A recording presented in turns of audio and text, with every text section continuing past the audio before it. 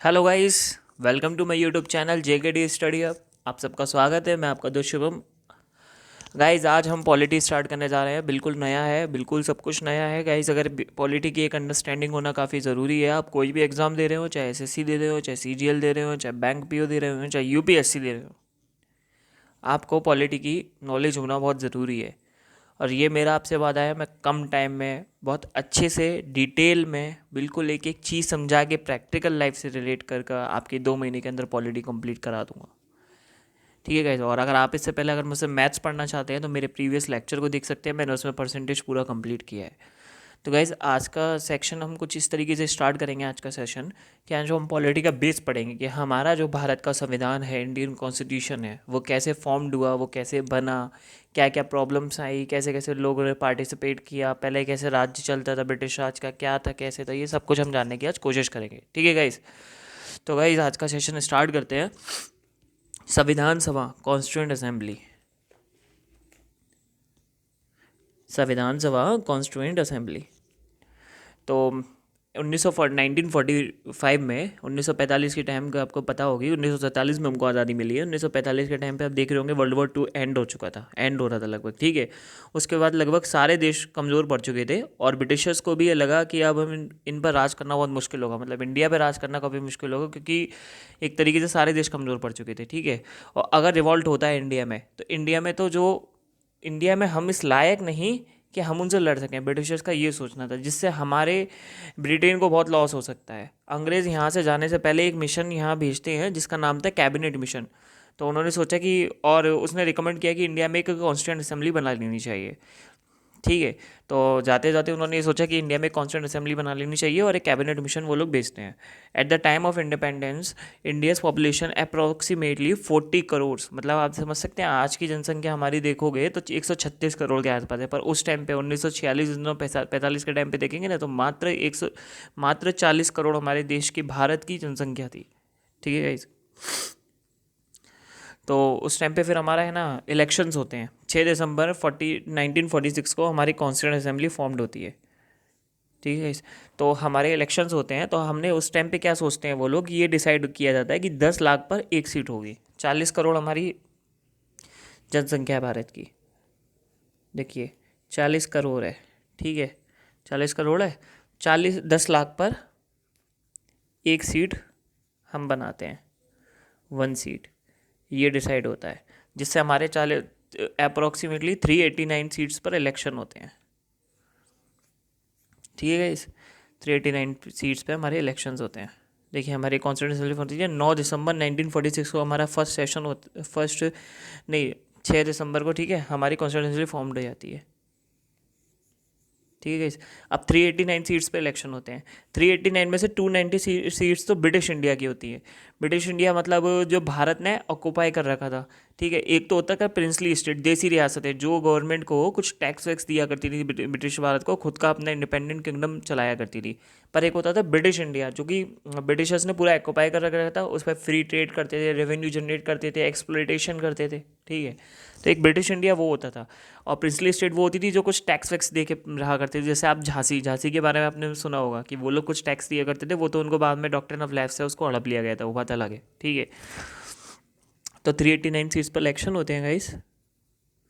ठीक है। जिसमें से 292 सीट्स तो हमारे ब्रिटिश भारत की होती हैं और 93 सीट्स हमारे प्रिंसली स्टेट, देसी रियासत की होती हैं। अब ये चीज़ आपको ध्यान रखना पड़ेगा। कभी कभी क्वेश्चन में पूछ लिया जाता है कि 389 सीट्स पर जो इलेक्शन हुए थे, उसमें से 290 सीट्स पर जो ब्रिटिश इंडिया थी, वो कैसे सीट हुई थी? इलेक्टेड ही, इलेक्शन के थ्रू आई थी। सिंगल ट्रांसफर वोटिंग सिस्टम चलता था उस टाइम पे गाइस। ठीक है। तो जो ब्रिटिश इंडिया थी, तो जो 290 सीट्स थी, तो इलेक्टेड सीट थी। ये क्वेश्चन बहुत आता है। और जो 93 थी, नॉमिनेटेड सीट थी, जो देसी रियासतों ने नॉमिनेट कर दिया था, मनोनीत कर दिया था। इस पर कोई इलेक्शन नहीं हुआ था किसी तरीके का भी, उसको देसी रियासतों ने नॉमिनेट कर दिया था। 389 में से 290 सीट्स तो हमारी इलेक्टेड हो गई, 93 सीट्स हमारी नॉमिनेटेड हो गई, प्रिंसली स्टेट्स की हो गई, और 4 हमारे कमिश्नरी एरियाज, 4 सीट्स थी, जो 4 सीट्स और थी वो हमारे चीफ कमिश्नरी एरिया से आए थे। आज की जैसे यूनियन टेरिटरी होती है ना हमारे इंडिया में, केंद्र शासित प्रदेश, उस तरीके से उस टाइम पे चार स्टेट बनी हुई थी जिसे चीफ कमिश्नरी एरियाज बोले जाते थे, ठीक है। यूनियन टेरिटरी की तरह थी आज के हमारे। वहाँ से 4 सीट होंगी, हर एक स्टेट से 1 सीट चुन के आनी थी।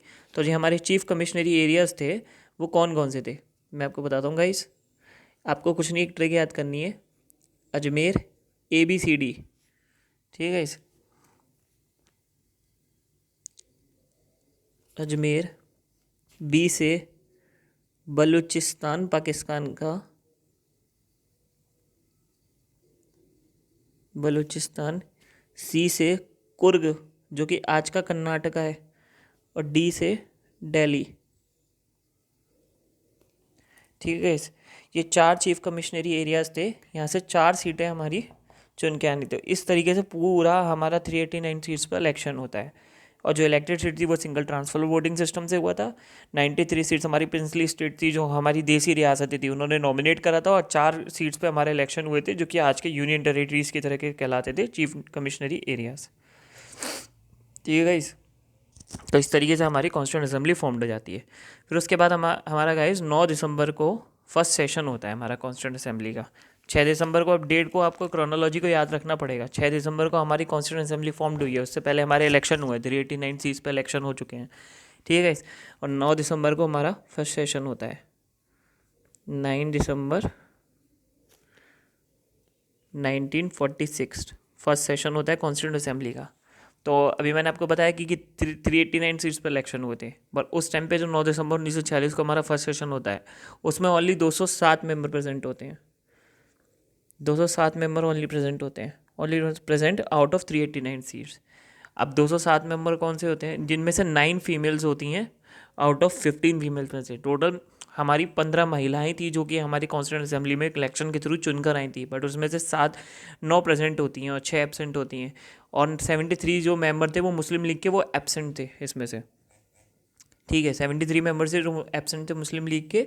और अभी प्रिंसली स्टेट है कन्फ्यूज थी कि हम लोगों को कॉन्स्टिट्यूंट असेंबली में मतलब भाग लेना चाहिए, नहीं लेना चाहिए, हम अपना खुद का इंडिपेंडेंट किंगडम चलाएं, नहीं चलाएं। वो एक्चुअल में देसी रियासत जो थी वो काफ़ी मतलब कन्फ्यूजन में थी। देसी रियासतें आप जान सकते हैं, जैसे हैदराबाद के निज़ाम हो गए, आप राजस्थान में चले जाइए, ठीक है। हमारे बहुत सारे राजा हुआ करते थे जो कि अपना खुद का एक इंडिपेंडेंट किंगडम चला रहे थे, छोटा छोटा इंडिपेंडेंट किंगडम बना हुआ था, सबका चला रहे थे। वो कंफ्यूज थे कि हम लोगों को ऐड होने चाहिए, नहीं होने चाहिए। इसलिए 389 सीट्स में से ओनली 207 मेंबर प्रेजेंट होते हैं 9 दिसंबर को। और आपको एक चीज़ याद रखनी पड़ेगी कि president of the constituent assembly doctor Sachidanand बने थे, एक्टिंग प्रेसिडेंट थे, वो चुने हुए नहीं थे। एक्टिंग प्रेसिडेंट मतलब कि आपको एक प्रारूप बना देते हैं ना, कि आपको लाइक एक अभी अभी के लिए सिर्फ चुन लिया गया है, आपको परमानेंट नहीं करा है, सिर्फ अभी के लिए चुन लिया गया है। एक्टिंग प्रेसिडेंट डॉक्टर सचिदानंद थे, ठीक है। तो आपको ये चीज़ ध्यान रखनी पड़ेगी कि हमारा 6 दिसंबर को कॉन्स्टिट्यूंट असेंबली फॉर्म्ड हुआ, 389 सीट्स पर इलेक्शन हुए। 9 दिसंबर को हमारा फर्स्ट सेशन हुआ, जिसमें से 389 सीट्स में से 207 मेंबर ओनली प्रेजेंट थे, ठीक है। उसमें से हमारी प्रिंसली स्टेट कंफ्यूज थी, मुस्लिम लीग कंफ्यूज थे, मुस्लिम्स डिमांड कर रहे थे पाकिस्तान की कि हमारा एक खुद का अलग से एक इंडिपेंडेंट पाकिस्तान होना चाहिए। तो वो लोग इसलिए इसमें नहीं आए, उन्होंने भाग नहीं लिया। प्रिंसली स्टेट थी जिन्होंने बॉयकॉट करा, वो लोग अभी कंफ्यूज थे कि वो इस असमंजस में थे कि हमें हमें इसके साथ मिलना चाहिए या खुद का राजपाट ऐसे ही चलाना चाहिए, ठीक है गाइस। तो यहाँ से हमारा एक आगे चलता है एक और, फिर इसके नेक्स्ट होता है 11 दिसंबर 1946, 6, 9, 11, अब 11 दिसंबर आ गया। अब 11 दिसंबर को हमारे, इससे पहले मैंने बताया था ना, 9 दिसंबर को डॉक्टर सचिदानंद को ऐसा एक्टिंग प्रेसिडेंट चुना गया था, ठीक है। वो एक तरीके से पूरे इलेक्टेड नहीं, मतलब नॉमिनेट, बस सिर्फ एक्टिंग प्रेसिडेंट थे। आमतौर पर एक प्रारूप की तरह काम कर रहे थे, एक प्रॉपर तरीके से पूरा परमानेंट नहीं थे। पर 11 दिसंबर को अगले 2 दिन बाद डॉक्टर राजेंद्र प्रसाद को as elected president of constituent assembly घोषित कर दिया गया, उनको बना दिया गया इलेक्टेड मेंबर। सब की मंजूरी से सबने मिलकर, जितने मेंबर्स थे सबने मिलजुल के एक वोटिंग करी, और डॉक्टर राजेंद्र प्रसाद को इन्होंने अपना प्रेसिडेंट बना दिया कॉन्स्टिट्यूंट असेंबली का, ठीक है गाइस। तो 11 दिसंबर को हमारा डॉक्टर राजेंद्र प्रसाद बन गए एक इलेक्टेड प्रेसिडेंट। फिर उसके बाद आता है 13 दिसंबर। क्रोनोलॉजी को गाइस आपको याद रखना पड़ेगा। 6 को फॉर्म्ड हुई है, 9 को पहला सेशन हुआ है, फिर उसके बाद हमारा 11 को सेकंड सेशन हुआ जिसमें डॉक्टर सचिदानंद को प्रेसिडेंट बना दिया गया। एक्टिंग प्रेसिडेंट 11 दिसंबर हुआ, 11 दिसंबर को डॉक्टर राजेंद्र प्रसाद को हमारा ऐसा इलेक्टेड प्रेसिडेंट बना दिया गया है। फिर उसके बाद आता है गाइस 13 दिसंबर 1946। देखिए गाइस 13 दिसंबर 1946, ठीक है, 13 दिसंबर 1946। उस समय क्या होता है कि प्रेजेंटेड बाय डॉक्टर जो हमारे पंडित जवाहरलाल नेहरू होते हैं जो, ठीक है, वो एक ऑब्जेक्टिव रेजोल्यूशन उद्देश्य प्रस्ताव यहाँ पे देते हैं, मतलब प्रेजेंट करते हैं यहाँ पे 13 दिसंबर 1946 को हमारे जो डॉक्टर पंडित जवाहरलाल नेहरू हैं, एक ऑब्जेक्टिव रेजोल्यूशन देते हैं, उद्देश्य प्रस्ताव, जो कि आज हमारा प्रेम्बल का जो बेस बना है, आज हमारा प्रेम्बल बना है ना, वो किस पे टिका है, इसी पे टिका है, एक ऑब्जेक्टिव रेजोल्यूशन प्रस्तावना, कि हमको गवर्नमेंट है, हमारी पूरी इंडिया है, तो गवर्नमेंट को हमारे वर्क कैसा करना चाहिए, क्या हमारे दिमाग में रखना चाहिए, प्रस्तावना को हमें अपने दिमाग में रखना चाहिए, प्रेम्बल को सोच के ही सब कुछ काम करना चाहिए गवर्नमेंट को, ये नहीं कि अपनी मनमानी करने लगे। ठीक है, तो प्रेम्बल को इसका जो बना हमारा प्रेम्बल, ऑब्जेक्टिव रेजोल्यूशन लिखा, बेस ऑफ प्रेम्बल बना। ठीक है, पंडित जवाहरलाल नेहरू ने इसको प्रेजेंट किया था। अब ये क्वेश्चन बहुत बार आता है कि अच्छा ऑब्जेक्टिव रेजोल्यूशन था, जो उद्देश्य प्रस्ताव था, वो किसने प्रस्ताव दिया था उसको, तो इसको हमारे पंडित नेहरू ने दिया था, पंडित जवाहरलाल नेहरू जी ने हमारा ये दिया था ऑब्जेक्टिव रेजोल्यूशन। अब ये पारित क्यों नहीं हुआ हमारा 13 दिसंबर 1946 को, इसके पीछे एक रीज़न है। अम्बेडकर जी ने कहा कि यार ऑब्जेक्टिव रेजोल्यूशन हम तब तक पारित नहीं करेंगे जब तक कि हमें ये क्लियर ना हो जाए कि मुस्लिम लीग में कि कितने मेंबर आना चाहते हैं, या फिर वो अपना इंडिपेंडेंट किंगडम चाह रहे हैं, इस कॉन्स्टिट्यूंट असेंबली में आना भी चाह रहे हैं या नहीं, और क्या देसी रियासतें इनमें किसी में आना चाहती हैं। जब तक हम थोड़े से लोगों को इससे पारित नहीं कर सकते कि यार मान लो अगर अभी 207 मेंबर है तो उनको देखकर हम थोड़ी पारित कर देंगे, हमको पूरी 389 की स्ट्रेंथ है, तो हमें सब लोग जो हैं कॉन्स्टिट्यूंट असेंबली में उनकी मेजोरिटी लेना काफ़ी ज़रूरत है ऑब्जेक्टिव रेजोल्यूशन की। तो इसलिए इसको टाइम लग गया पास होने में। या हालांकि ये प्रेजेंट हुआ 13 दिसंबर 1946 को, पर ये पास हुआ हमारा 19 जनवरी 1947 को। ठीक है, 19 जनवरी 1947 को, 13 दिसंबर को पारित हुआ था, पर 19 जनवरी 1947 को हमारा ये ऑब्जेक्टिव रेजोल्यूशन पास हुआ। ठीक है गाइस, चलिए यहाँ तक हो गया 13 दिसंबर के बाद। अब मैं आपको कुछ समझाना चाहता हूँ। आप डॉक्टर अम्बेडकर जी को आप जानते होंगे, ठीक है, डॉक्टर अम्बेडकर जी, जिनको फादर ऑफ कॉन्स्टिट्यूशन भी कहा जाता है, यहाँ तक कि इनको मदर ऑफ इंडियन कॉन्स्टिट्यूशन भी कहना चाहिए था। जी केवी राव थे, एक व्यक्ति थे जिनका कहना था कि इस महान व्यक्ति को जनक के साथ साथ जननी का भी दर्जा मिलना चाहिए, क्योंकि डॉक्टर अम्बेडकर जी का जन्म एक बेहद गरीब परिवार महार जाति में हुआ था।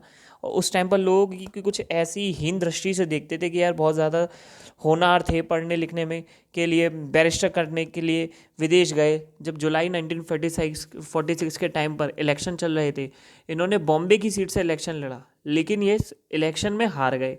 यार बॉम्बे की सीट से इलेक्शन लड़ने के बाद हार गए, उसके बाद ये ईस्ट बंगाल, जो कि अभी हमारा बांग्लादेश के अंदर हिस्सा आता है ना, कि उसकी सीट से वो इलेक्शन लड़ते हैं और वहाँ से वो सपोर्ट, मतलब और बहुत लोगों का सपोर्ट मिलता है और इलेक्शन जीत गए। ठीक है, अब 15 अगस्त 1947 को जो हमारा पार्टीशन हो गया, इनकी सीट चली गई, क्योंकि जो पाकिस्तान और बांग्लादेश वाला उनका पार्टीशन हो गया, इंडिया का पार्ट रहा नहीं, बांग्लादेश अलग हो गया। अब ये जहाँ से जीत कर आए थे वो सीट अब बांग्लादेश का हिस्सा बन गई। इसका मतलब अम्बेडकर जी कॉन्स्टिट्यूंट असेंबली के मेंबर ही नहीं रहे। ठीक है, तो इसके बीच में भी आगे एक बड़ा चर्चा होता है कि आप देखिए, आप कॉन्स्टिट्यूंट असेंबली के मेंबर नहीं रहे अम्बेडकर जी, तो फिर ये प्रेसिडेंट कैसे बने हमारे कॉन्स्टिट्यूंट, उस वो हमारी बनी थी ना, ड्राफ्टिंग कमेटी बनी थी, तो उसके प्रेसिडेंट हेड कैसे बन गए यहाँ से, तो इसके तहत तो वो निकल गए। ठीक है, तो आगे चलते हैं सेशन में। अब देखिएगा, इसे पूरा प्रेम्बल है, मैं प्रेम्बल को इसको डिटेल में अगले सेशन में पूरा प्रेम्बल का एक एक वर्ड आपको इतनी ईजी लैंग्वेज में बहुत अच्छे तरीके से समझाऊंगा कि आपको मज़ा आ जाएगा। मैं बता रहा हूँ आपको, बहुत एक एक चीज़ समझाऊंगा, एक एक क्वेश्चन यूपीएससी तक की मैं आपको तैयारी करा दूंगा। फिर अब पॉलिटी मतलब बेस्ट पढ़ाऊंगा मैं आपको। ठीक है गाइस, तो गाइस इसके पीछे की मैं आपको कहानी समझाना चाहता हूँ कि जो हमारे थे ना अम्बेडकर जी कैसे आए। देखिए बी.एन. राव जी थे, बी.एन. राव के हम जानते हैं, बेनियाल नरसिंह राव जी, बी.एन. एक आईसीएस ऑफिसर थे उस टाइम पे, और ये कॉन्स्टिट्यूंट असेंबली के मेंबर नहीं थे, पर इन्होंने प्रारूप तैयार किया था ड्राफ्ट को। वो राजेंद्र प्रसाद से कहते हैं, राजेंद्र प्रसाद जी जो कि हमारे फर्स्ट प्रेसिडेंट ऑफ इंडिया थे, वो उनसे कहते हैं, क्योंकि वो एक परमानेंट मेंबर थे कॉन्स्टिट्यूंट असेंबली के, प्रेसिडेंट थे वो, तो उनसे कहते हैं कि यार भीमराव अम्बेडकर जी का होना बहुत ज़रूरी है, नहीं तो कॉन्स्टिट्यूशन की कोई कीमत ही नहीं रहेगी, उसकी इंपॉर्टेंस नहीं रहेगी, इनको मेंबर बनना बहुत ज़रूरी है। राजेंद्र प्रसाद जी जो होते हैं वो बीजी खेर, बाल गंगाधर खेर जी होते हैं एक बॉम्बे में, जो कि वहाँ के इस टाइम के हेड होते हैं, मतलब बॉम्बे को वो लीड कर रहे होते हैं। तो उनसे वो कहते हैं यार कि कि आज़ादी के पहले ये बॉम्बे प्रधानमंत्री मतलब एक एरिया के हेड थे उस टाइम पे, कोई मतलब हेड वेड नहीं, प्रधानमंत्री ही कहा जाता था उस टाइम पे एक तरीके से वहाँ पे। ठीक है, तो 1955 में हिंदी भाषा की अध्यक्षता भी इन्होंने की थी। ठीक है, बीजी खेर जी ने, तो इनसे कहते हैं यार इनको होना चाहिए, तो वो M.R. जयकर जी से बोलते हैं कि यार ये मतलब भीमराव अम्बेडकर जी का आना कॉन्स्टिट्यूंट असेंबली में बहुत ज़रूरी है, तो वो अपनी सीट छोड़कर M.R. जयकर जी इनको अपनी सीट दे देते हैं। ऐसे करके हमारे भीमराव अम्बेडकर जी यहाँ पे आ जाते हैं। ठीक है, अब क्या होता है, 22 जुलाई 1947 को हम नेशनल फ्लैग अडॉप्ट कर लेते हैं। अब आपको ये नेशनल फ्लैग अडॉप्ट भी थी है ना, तो आपको नेशनल फ्लैग तो पता है, ये फ्री व्हीलिंग है। जो हम बताते थे ना, चरखा चलाते थे गांधी जी, चरखे को बताया था नो में एम्प्लॉयमेंट बढ़ेगा, चरखा चलाइए, खुद का बनाइए, खाकी कपड़े पहनिए। तो ये उसी का सिंबल है गांधी जी के लिए, चरखा, चरखे का सिंबल दिया गया है बीच में फ्लैग में, वाइट ऑरेंज, ये मतलब इसको हम, ठीक है, और ये हमारा हो गया ब्लू ग्रीन ग्रीन। ठीक है, तो अंबेडकर जी कहाँ से इलेक्टर हो रहे थे, ये क्वेश्चन आता है कॉन्स्टिट्यूंट असेंबली में। तो कोलकाता से आए थे, वैसे बंगाल में, जो मैंने बताया ना, बंगाल से हो गए थे, बट आफ्टर इंडिपेंडेंस बोला जाएगा। ठीक है ना गाइस, तो आफ्टर इंडिपेंडेंस तो बॉम्बे से आए हैं, उससे पहले बंगाल से आए थे। ठीक है, अब होता है कि हमारा ये नेशनल फ्लैग अडॉप्ट कर लिया जाता है, फिर 15 अगस्त 1947 को हमको मिल जाती है आज़ादी। ठीक है, हमको मिल जाती है अब आज़ादी, कॉन्स्टिट्यूंट असेंबली तो हमारी पहले ही फॉर्म्ड हो चुकी थी। ठीक है, अब इंडिपेंडेंस भी हो जाता है टर्न। ठीक है, अब उसके बाद क्या आता है कि यार ड्राफ्टिंग कमेटी प्रपोज करते हैं, B.N. राव जी होते हैं, जो मैंने बताया था आपको ICS ऑफिसर थे, वो यहाँ पे B.N. राव जी एक ड्राफ्ट तैयार करते हैं। वो बोलते हैं कि एक ड्राफ्टिंग कमेटी होनी चाहिए, एक मतलब ड्राफ्ट क्या होता है, एक लिखित में एक कॉन्स्टिट्यूशन, लिखित में एक बुक, पूरी एक ड्राफ्ट तैयार करते हैं, और एक तरीके से एक हमारी ड्राफ्टिंग कमेटी फॉर्म्ड होती है। 29 अगस्त 1947 को ड्राफ्टिंग कमेटी वॉज फॉर्म्ड होती है, जिसके चेयरपर्सन बना दिया जाता है भीमराव अम्बेडकर जी को। ठीक है, भीमराव अम्बेडकर अम्बेडकर जी को चेयरमैन बना दिया जाता है। ठीक है गाइस, तो यहाँ से ड्राफ्टिंग कमेटी के हेड कौन बन जाते हैं, डॉक्टर भीमराव अम्बेडकर जी। अब क्वेश्चन ये आता है कि ड्राफ्ट किन्होंने तैयार किया था, वो थे B.N. राव जी, पर चेयरपर्सन किसे बनाया गया था, भीमराव अम्बेडकर जी को। 29 अगस्त 1947 को हमारी ड्राफ्टिंग कमेटी फॉर्म्ड हो जाती है, और उसके बाद हमारा 26 नवंबर, जो पूरा चलता है, ये प्रोसेस चलता है पूरा 2 साल 11 महीने और 18 दिन की पूरी मशक्क़त के बाद, पूरे मेहनत के बाद हमारा ये अडॉप्ट कर लिया जाता है। इवेंट्स बिफोर कॉन्स्टिट्यूशन जो था, इंडियन काउंसिल एक्ट, काफ़ी तरीके के एक्ट्स आ चुके थे गाइस। ठीक है गाइस, तो भाई यहाँ से चलते हैं नेक्स्ट क्वेश्चन। ठीक है, 26 नवंबर 1947 को 26 नवंबर 1947 को, एक मिनट गाइस, 47 को हम इसको अडॉप्ट कर लेते हैं। 2 years 11 months and 18 days 18 days की मशक्क़त के बाद, इतनी मेहनत के बाद, हमारा 26 नवंबर 1949 को हम इसको अडॉप्ट कर लेते हैं। और उसमें 289 मेंबर्स जो कि प्रेजेंट होते हैं उस टाइम पे, 299 मेंबर्स थे ना, क्योंकि देसी रियासतों ने क्वेश्चन मना कर दी, मुस्लिम लीग अलग हो गया, तो उसकी वजह से उन्होंने अपने अपने अलग अलग हो गए। तो उस टाइम पे मतलब देखा जाएगा ना, तो सिर्फ ओनली 290 सीट्स बची थी। पहले स्टार्टिंग में 389 सीट्स पे इलेक्शन हुए थे, आई थी, बट उतनी बची थी क्योंकि वो अलग अलग हो गए, अपने 290 सीट्स बचे, जिसमें 384 वर प्रेजेंट थे। इन्होंने इस टाइम पे साइन करा, इस पर साइन करा, हमारा कॉन्स्टिट्यूशन अपना अडॉप्ट कर लिया गया। अब आता है कि वैसे बोला जाता है कि हमने अडॉप्ट करा था, पर लागू कब हुआ था, 26 जनवरी 1950 को, बट हमने उससे पहले 15+1 16 आर्टिकल हमारे जो थे, हमने जो इसके बनते ही 26 नवंबर 1949 को हमने लागू कर दिए थे, जिसमें से आप ले लो सिटीजनशिप ले लो, इलेक्शन ले लो, प्रेसिडेंट ले लो, टेम्परेरी पार्लियामेंट ले लो, आर्टिकल 5, 6, 7, 60, 364, 366, 367, 379, कुछ 16 आर्टिकल थे जो हमने इसके पीछे लागू कर दिए गए थे। ठीक है, अब सब कुछ ये तो फॉर्म हो गया, अब उसके बाद सिचुएशन ये है कि यार इसको लिखेगा कौन। हमने सबने बना दिया, 26 नवंबर 1949 को लिख दिया, पर अगर उसको बुक में एक अच्छी सी फॉर्म में लिखना पड़ेगा ना, कि जो एक प्रॉपर अंडरस्टैंडिंग के साथ लिखे, मतलब बताए हाँ इंडिया का कॉन्स्टिट्यूशन सबसे बड़ा है, बहुत अच्छी लैंग्वेज में लिखा गया है, सबसे बड़ी बात। तो इनके पास ये सिचुएशन आई कि कॉन्स्टिट्यूशन को लगभग 300 लोगों की बड़ी मेहनत के बाद तैयार करते हैं। फिर मुद्दा उठता है कि इससे लिखेगा कौन, क्योंकि इसे हैंड राइटिंग में लिखा जाए, और कोई एक आदमी बहुत बेहतरीन लिखने वाला, जो कि कैलीग्राफी में स्टाइलिश कर्व्स के साथ लिखने वाला हो, जो कि बहुत ही अच्छा बंदा हो, मास्टर हो जो कि। तो उनमें से 2 लोगों के नाम काफ़ी फेमस आते हैं, जिनका नाम है नंदलाल बोस और प्रेम बिहारी नारायण रायज़ादा। तो ठीक है ना, प्रेम बिहारी रायज़ादा और नंदलाल बोस जी ने और उनके स्टूडेंट्स से मिलकर इसको एक बहुत अच्छे से मतलब इसकी डिज़ाइनिंग अच्छे से देखिए, एक इटैलिक स्टाइल में इंडियन कॉन्स्टिट्यूशन को लिखा है। और फाइनली हमारा 24 जनवरी 1950 को इसका लास्ट सेशन होता है। टोटल 12 सेशन होते हैं और 12 सेशन में इसको पूरा अच्छी तरीके से अडॉप्ट कर लिया जाता है। और इसका खर्चा कितना आता है, ये कभी कभी क्वेश्चन आता है कि कॉन्स्टिट्यूंट असेंबली को बनाने के लिए, मतलब पूरा कॉन्स्टिट्यूशन को लिखने के लिए, पूरी बुक को, किताब को लिखने के लिए कितनी मेहनत लगी, 2 साल 11 महीने 18 दिन लगे हैं, तो इसमें कितना खर्चा आया था। तो इसमें लगभग आया था 6.4 मिलियन रुपीज़, इतने का खर्चा आया था इसमें। ये क्वेश्चन बहुत मिलेगा आपको, इस बार के एसएससी में आया, क्वेश्चन में आया था। ठीक है।